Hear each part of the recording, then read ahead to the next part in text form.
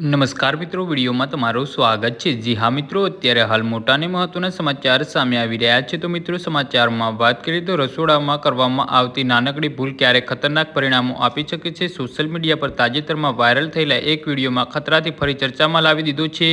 ક્લિપમાં એક મહિલાએ બાફેલા ઈંડાને માઇક્રોવેવમાં બીજી વાર ગરમ કર્યું હતું, પરંતુ જેવું તેને ઈંડાને બહાર કાઢીને શરીરથી કાપ્યું, ઈંડું અચાનક ધડાકે સાથે ફૂટ્યું હતું। તેમાંથી નીકળેલી વરાળ સીધી મહિલાના ચહેરા અને આંખો પર લાગી અને દાઝી ગઈ હતી। જી હા મિત્રો, અત્યારે હાલ મોટા અને મહત્વના સમાચાર સામે આવી રહ્યા છે। નિષ્ણાતોના જણાવ્યા મુજબ જ્યારે બાફેલા ઈંડાને માઇક્રોવેવમાં ગરમ કરવામાં આવે છે ત્યારે ઈંડાની અંદર રહેલું પાણી અને હવા ઝડપથી ગરમ થઈને વરાળ બનાવે છે। માઇક્રોવેવ પાણીના અણુને ખૂબ જ ઝડપી ગરમ કરે છે, પરંતુ ઈંડાનું ફોતરું આ વરાળને બહાર નીકળવા દેતું નથી। જી હા મિત્રો, અત્યારે હાલ મોટા અને મહત્વના સમાચાર સામે આવી રહ્યા છે।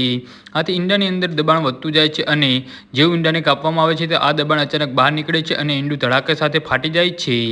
જી હા મિત્રો, ઘણા લોકો બાફેલા ઈંડાને માઇક્રોવેવને ગરમ કરીને તરત જ ખાવાનો પ્રયાસ કરે છે। તમને લાગે છે કે ઈંડું સુરક્ષિત રહેશે, પરંતુ વાસ્તવમાં આ એક ખતરનાક આદત છે। આ જ કારણે ઘણી વખત વિશ્વભરમાં આવા અકસ્માતો થાય છે અને વિડીયો પણ વાયરલ થયા છે। નિષ્ણાતો આ અંગે સલાહ આપે છે કે બાફેલું ઈંડું ગરમ કરવું હોય તો તેને માઇક્રોવેવમાં ન મૂકો, તેના બદલે ગરમ પાણીમાં મૂકો।